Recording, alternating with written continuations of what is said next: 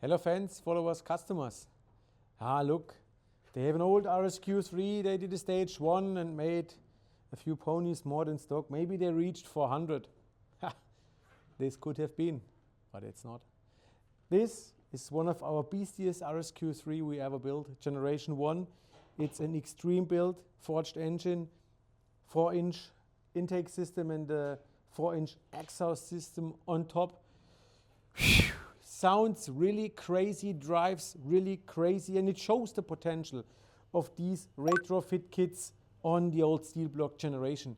We have a 98 RON base fueling in this car because it's a car from a European country, not Germany. They don't have access to 100 or 102 RON, so they only have 98 RON, and we took out of our pocket a VMI system that we've developed in the past, which helps us to boost the octane level and allows us to easily make in this surrender more than 600 horsepower. How much in detail we are going to show you in a few seconds.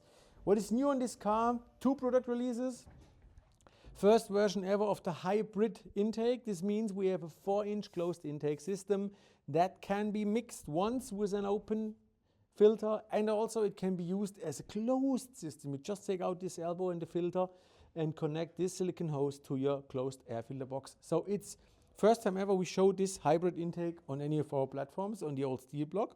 This will be available soon for the TTRS Mark 1 and the RS3 Mark 1 as well. And we have the new HPerformance Sport Series intercooler with the 1000 horsepower core for the RSQ3 available now as well. So we are well prepared to go full into the 600 horsepower range. And as I promised you already in the beginning, it sounds really brutal. Just see how much power it has and just listen how good it sounds. And then, yeah, this is everything for today.